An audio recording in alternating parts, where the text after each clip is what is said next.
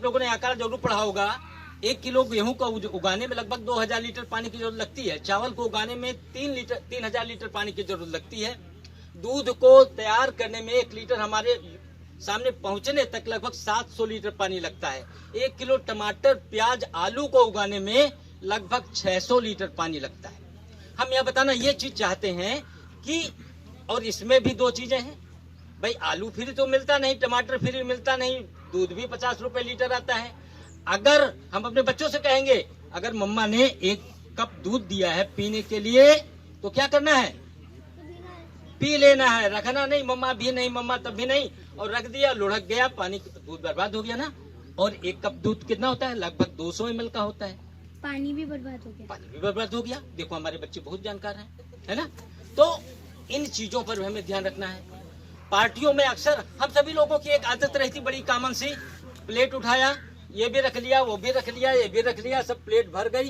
जब खाने किनारे, और एक सीधी सी बात है, जब तक हम लोग डिनर तक पहुंचते हैं, खाने तक पहुंचते हैं, तब तक पेट लगभग हमारा फुल हो चुका होता है, खा नहीं पाते हैं। उसका बमुश्किल 1/3 1/4 ही खा पाते हैं। बाकी वो कहाँ गया?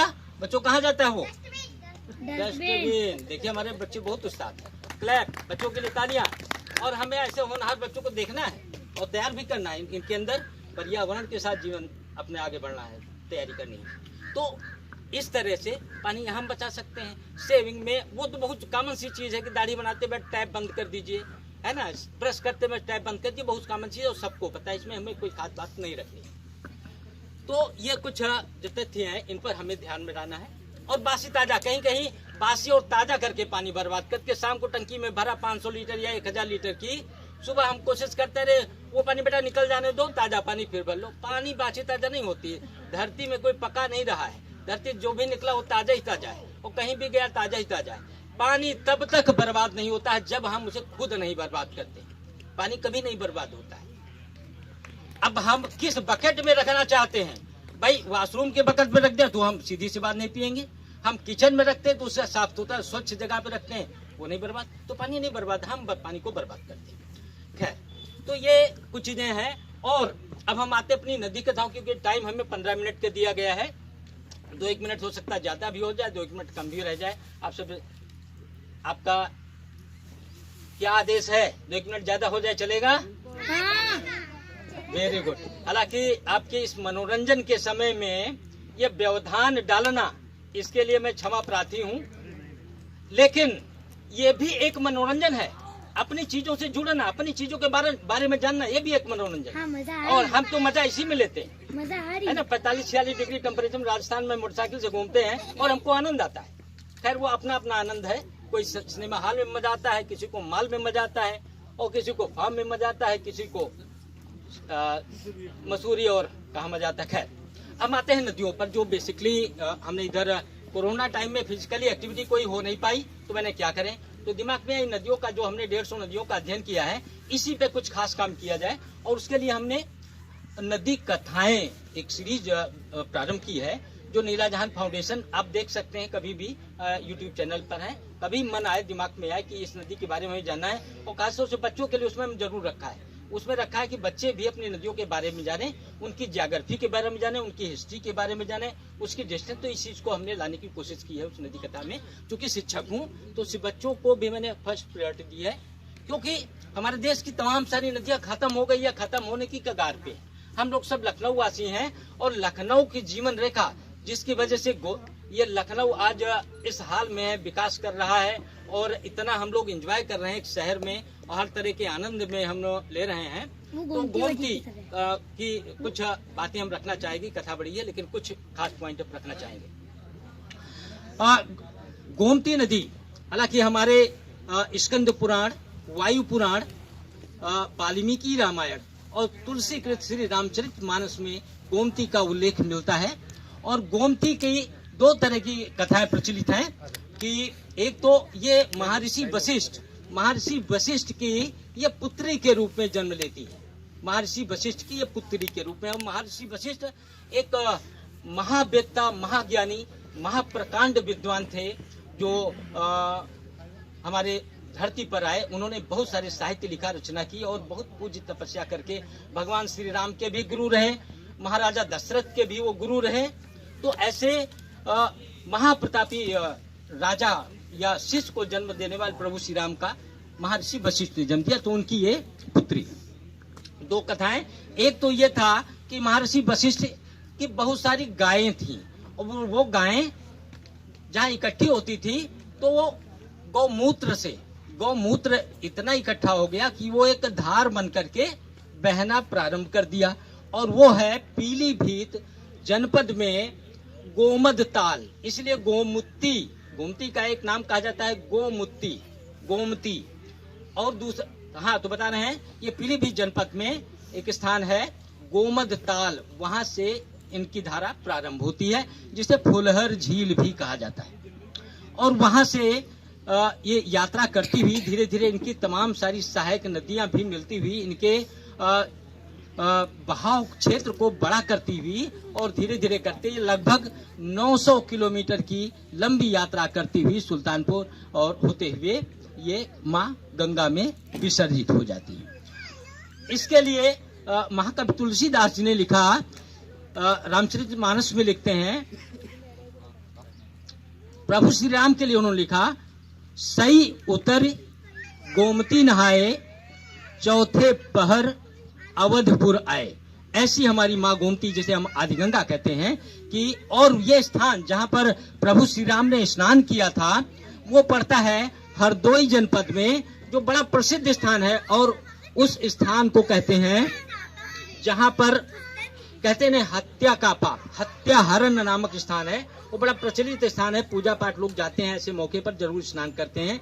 जैसे जैसे कई कहावत हमारे यहाँ रहती है, बिल्ली को मार देने पर ब्रह्म हत्या का पाप लग जाता है। तो खैर ऐसी किंवदंतियां हैं और मन का एक वहम भी दूर करना होता है। हालांकि नहाना स्नान करना अपने आप में पवित्रता है, चाहे हैंडपंप से नहाए नदी से नहाए, वो अपने मन की भावना को तृप्त करने के लिए, अपने मन की भावना को स्वस्थ करने के लिए हम ऐसे स्थानों पर जाकर स्नान करते हैं। तो वो स्थान हरदोई जनपद में हत्याहरण नाम से प्रसिद्ध है। वहां पर भगवान शिव का एक बड़ा अच्छा मंदिर भी है, कुछ लोग हो सकता है गए भी हैं, बड़ा अच्छा स्थान है। तो वहां से निकलती हुई जब ये अवध, चूंकि ये अवध प्रांत में अधिकतर प्रवाह माँ गोमती का, आदि गंगा माँ गोमती का प्रवाह अवध प्रांत में रहा, अवध क्षेत्र में रहा, तो ये होती हुई और जब लखनऊ के आसपास गुजरती हैं तो इतना सुंदर, इतना रमणीय स्थान वहां पर रहता है, इतना वन क्षेत्र था कि भगवान प्रभु श्री राम के छोटे भाई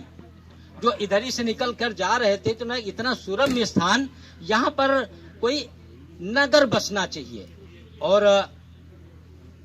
वीरवर लक्ष्मण जी ने लखनऊ नगर की बुनियाद रखी, लखनऊ नगर का स्थापना की। प्यारे बच्चों, उसे लक्ष्मणपुर कहा जाता था। प्रारंभ में लखनऊ का नाम लक्ष्मणपुर था, धीरे से फिर लखनावती हुआ और फिर अवध, जब ये नवाबी आक्रमण होने लगे और उनको लक्ष्मणपुर और लखनावती और इनसे दिक्कतें होने लगी, तो उसको लखनऊ बन गया, जिसे शुरू में था नखलऊ। कुछ लोग अभी ग्रामीण अंचल में इसे नखलऊ कहते हैं, लेकिन ये धीरे धीरे करके लखनऊ हो गया, जो आज उत्तर प्रदेश की राजधानी है, जहां से पूरे प्रदेश का संचालन होता है। तो यहाँ से जब निकलती हुई माँ गोमती आगे बढ़ती हैं तो सुल्तानपुर जनपद में एक और स्थान है। भगवान प्रभु मर्यादा पुरुषोत्तम भगवान प्रभु श्री राम अयोध्या पहुंच जाते हैं, फिर उनके लोगों में एक प्रारंभ हो जाता है कि आप रावण की हत्या करके आए हैं। उसमें रावण चूंकि प्रकांड विद्वान था और ब्राह्मण था, तो ब्रह्म हत्या के बाद आपके तो कहे मैं तो गोमती में नहा आया हूँ, चर्चा हुई, मैं तो गोमती में नहा आया हूँ, मेरा पाप दूर हो गया, लेकिन आपके जो अस्त्र शस्त्र हैं ये तो अभी अपवित्र है। तो कहा क्या किया जाए भाई? तो ऋषियों ने सजेस्ट किया आप पुनः गोमती नगर जाएं, तो गोमती नदी में अपने इन अस्त्रों को धो कर लाएं। तो वो स्थान अवध से सुल्तानपुर दूरी कम थी, तो एक धोपाप जगह पड़ती है सुल्तानपुर जनपद में, तो वहां पर जाते हैं अपने अनुज और अपने हनुमान जी और भी जो युद्ध में हिस्सा लिए थे सब लोग जाते हैं और अपने अस्त्र शस्त्रों को उस जगह पर सुल्तानपुर में नदी गोमती में धुलते हैं तो उस जगह का नाम पड़ गया धोपाप। आज भी वहां लोग अच्छे जो दिनों पर जाकर के स्नान करते हैं। दूसरी एक माँ गोमती के लिए एक कहावत और भी प्रसिद्ध है। कहते हैं मकरे काशी, मकर संक्रांति में इलाहाबाद प्रयागराज में स्नान करना है और दशहरा में हमें कहाँ स्नान करना है? गोमती में। और इन दो जगहों पर जिसने स्नान कर लिया उसके सारे पाप मुक्त, वो पूरी तरह से निष्कलंक और निष्पाप हो जाता है। ये तो गोमती की कथा हो गई। और आज जो अब आते हैं, जो हम अपने हेड में लेकर चलते हैं, वो 2 लाइनें हम पहले कहते हैं, उसके बाद हम अपनी कथाओं को स्टार्ट करने से पहले 2 लाइनें बोलते हैं। कथा नदियों की सुनाता, व्यथा नदियों की बताता, पूज्य जीवन तायनी, नीर महिमा गुनगुनाता, नीर महिमा गुनगुनाता, नीर महिमा गुनगुनाता। तो ये तो कथा थी। अब इसमें व्यथा माँ गोमती की क्या है? क्योंकि हमारे साहित्य में, चाहे वो किसी भी धर्म का साहित्य रहा हो, हिंदू धर्म का रहा हो, सिख धर्म का रहा हो, मुस्लिम धर्म का रहा हो, कोई भी किसी भी साहित्य में अपने इन प्राकृतिक स्रोतों को, खास तौर से पानी के लिए बड़ी कठिन किंवदंतियां, बड़े कठिन शब्दों में लिखा गया है। वो हम शायद आपसे कह भी नहीं सकते, एक आध में कह भी दूंगा। वो कहते हैं जो पानी को बर्बाद करता है, क्षमा चाहते हैं, जो पानी को बर्बाद करता है वो अगले जन्म में कुत्ता होता है। क्यों? अब देखो ना, कुत्ते जमीन से चाट के पानी, क्योंकि अगले जन्म में, पूर्व जन्म में उन्होंने पानी खूब बर्बाद किया था, तो इस जन्म में उन्हें चाटना पड़ता है, नालियों में पानी चाटते फिरते हैं। तो ये हम नहीं कह रहे हैं, ये हमारे पौराणिक ग्रंथ कहते हैं। खैर, ये नदियां जिस तरह से हमारे खून में ये मांसपेशियां होती हैं, ब्लड सर्कुलेशन के लिए सर्कुलेटरी सिस्टम होता है, उसी तरह से ये नदियां हमारे भारत भूमि की एक सर्कुलेटरी सिस्टम है, ब्लड सर्कुलेटरी सिस्टम, पानी को सर्कुलेट करती है और वो हर उस जगह पर ले जाती हैं जहां पर पानी की आवश्यकता होती है। तो अब व्यथा पर आते हैं और बस 2-3 मिनट का समय है, अपनी बात को खत्म करें। तो व्यथा क्या है? आज हम आधुनिकता की ऐसी रेस में दौड़ने लग गए हैं, आधुनिकता की ऐसी रेस में दौड़ने लग गए हैं कि हम अपने प्राकृतिक संसाधनों का बर्बाद करने की कगार पर हमने खड़ा कर दिया है। चाहे वो अंडरग्राउंड वाटर की बात हो, चाहे वो सतही वाटर या सरफेस वाटर की बात हो। अंडरग्राउंड वाटर हर साल बहुत तेजी से नीचे जा रहा है और कष्ट नीचे जाने में भी नहीं है। भाई पानी तो हम 3000 मीटर से निकाल लेंगे, लेकिन 3000 मीटर पे क्या निकलेगा? हैवी पार्टिकल निकल के आएंगे जो कैंसर और तरह तरह की बीमारियों को जन्म देंगे। हमें पता नहीं जमीन के अंदर कहां पर किस तरह का स्टेटा है, सॉइल प्रोफाइल किस तरह की है, उसमें सल्फर ज्यादा है, आयरन ज्यादा है, इरिडियम ज्यादा है, या क्या चीज ज्यादा, पता नहीं। तो पानी तो वहां से मिलेगा, लेकिन उसके फिल्ट्रेशन में कितना खर्च आने वाला है आप समझ सकते हैं, इमेजिन कर सकते हैं। अब हम आते हैं सरफेस वाटर। नदियों की जो सिचुएशन है, नदियां कैसे साफ होंगी? हम अपने घरों से शुरू कर सकते हैं। नदियां गंदी होती हैं हमारे सीवरेज सिस्टम से। तो हमें कुछ चीजों पर ध्यान में रहना है, घर की नालियों से शुरू करके गोमती नदी तक, और गोमती नदी केन प्रकेण गंगा में मिलती, गंगा सागर में मिलता है। बहुत सारे रिकॉर्ड और बहुत सारे न्यूज़पेपर में कटिंग आती रहती है कि समुद्र में पॉलीथीन के टापू बन गए हैं। समुद्री बीच में जहां पर हम मौज मस्ती के लिए जाते हैं, वहां पर बोतलें ज्यादा, पॉलीथीन ज्यादा, गंदगी ज्यादा, लोग कम हो रहे हैं। बात गंदगी की नहीं है, बात उठती है उसके द्वारा स्पॉइल ऑफ होने के बाद जो गैसेस निकल रही हैं, वो पूरी ऑक्सीजन को तबाह करके रख दी, पानी को तो तबाही कर दे रही है और ऑक्सीजन को भी तबाह करके जाती है। क्योंकि कोई भी चीज जो बायोटिक चीज है वो सड़ती है, और सड़ती है तो गैसेस निकलती हैं, तो वो और क्या है, देखो सॉइल को भी खराब करती हैं, तो सॉइल को भी खराब करती है, वाटर को खराब करती हैं। तो अपनी नदियों को हमें संरक्षित करना है। अंडर वाटर लाइफ भी मर जाती है। और क्या है ना, तो अपने नदियों के प्रति हमें क्या ध्यान रखना है कि जो भी संस्थाएं, ऐसा नहीं कि मैं अकेला काम करने वाला इस लखनऊ में, बहुत सारे आपके पास पड़ोस के लोग हैं, तो हम 3 चीजें कर सकते हैं।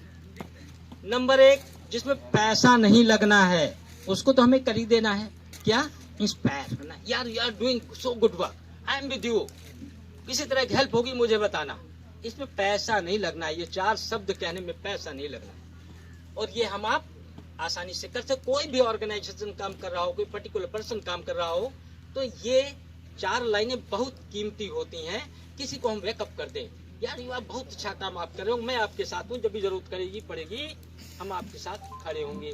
पहला काम जिसमें पैसा नहीं लगना है, और पैसे से ज्यादा ताकत उसको मिल जाएगी।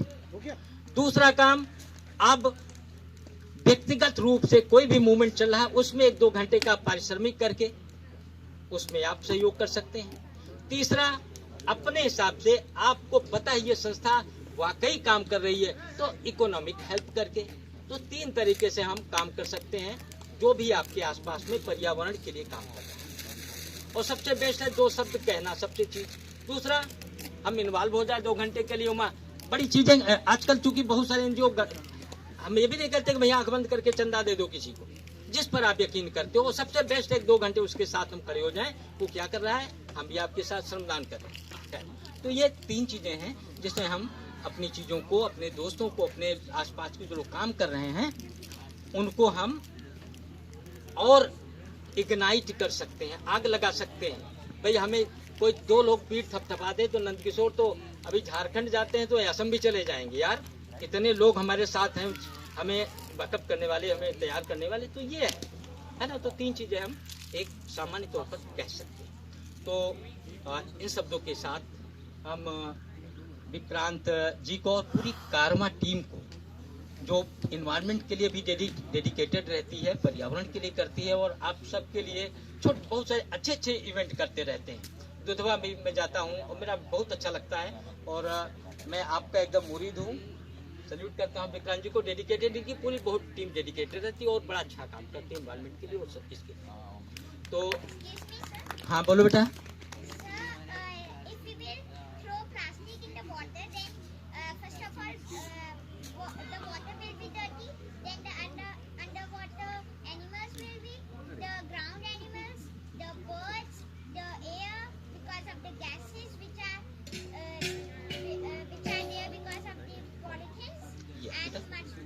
यस, वेरी गुड, और बहुत सही कहा आपने बेटा। जानते हो 100 ईयर लगते हैं पॉलिथीन को स्पॉइल ऑफ होने में, है ना, 100 साल। और हम जानते हो छोटी सी बात है, कितना पॉलिथीन यूज कर रहे हैं, 1,20,000 टन प्लास्टिक हम पर ईयर यूज करते हैं। किसमें? वो पॉलिथीन जिसमें हम कपड़े, सब्जी, भाजी लाते हैं। और एक चीज और लास्ट में कहते कहते, हालांकि मेरी बात खत्म हो गई है, ये जो डिओड्रेंट का हम लोग बेड़थलल्ले से इस्तेमाल करते, पता है आपको कितना डिओड्रेंट हमारे देश में इस्तेमाल हुआ है? 80 लाख लीटर डिओड्रेंट। ये जो इनके survey report, 80 lakh litre deodorant हम दाहिने बाएं छोड़ते हैं और हवा में उड़ा देते हैं। और पूरी दुनिया में? दुनिया को छोड़ने, पहले अपने देश की बात करो भैया मेरे, है ना। डिओड्रेंट है ना, तो हम यूज से। और मैं एक चीज यहाँ पर गर्व के साथ कहना चाहता हूँ, मैंने करीब 14 वर्षों से साबुन का कतई इस्तेमाल नहीं किया, और डिओड्रेंट का और क्रीम का तो छोड़ ही दीजिए। 14 वर्षों से मैंने साबुन का इस्तेमाल नहीं किया। थोड़ा सा नीम खली लेता हूँ या सरसों की खली लेता हूँ, हाथ मुंह, बस ओके। और कहीं मेरी शरीर में बदबू नहीं आती। क्यों? ये साबुन है ना, ये बदबू पैदा करने के लिए ही कंपनियां बनाती हैं। बदबू पैदा करो, 2 बार नहाओगे। तो ये साबुन का जो केमिकल्स है, मैं तो केमिस्ट्री का टीचर हूँ, पता है साबुन में क्या क्या डाला जाता है और क्यों डाला जाता है ना। नाम तो क्रीम और संदल, पता नहीं क्या किए जाते हैं, और संदल और क्रीम ये तो होते ही नहीं है ना। तो और हम लोग क्षणिक स्नान के लिए खूब साबुन लगाएंगे, ज्यादा स्किन भी खराब होती है। मेरी स्किन में कभी किसी तरह की कोई दिक्कतें नहीं। खैर, थैंक यू वेरी मच। अब मुझे गर्व होता है, जो लोग मुझे गंदा कहें कहने दो, लेकिन मैंने 14 साल से साबुन नहाया नहीं, और एक बाल्टी में मैं नहा लेता हूँ, क्योंकि साबुन लगाता नहीं। पानी डाला, थोड़ा सा हाथ मिलाया, दूसरी बाल्टी एक मग गया, एक बाल्टी मेरे लिए बहुत है। ये बहुत बहुत धन्यवाद आप सभी का। बहुत बहुत धन्यवाद सर, बहुत बहुत धन्यवाद आपका, हार्दिक धन्यवाद।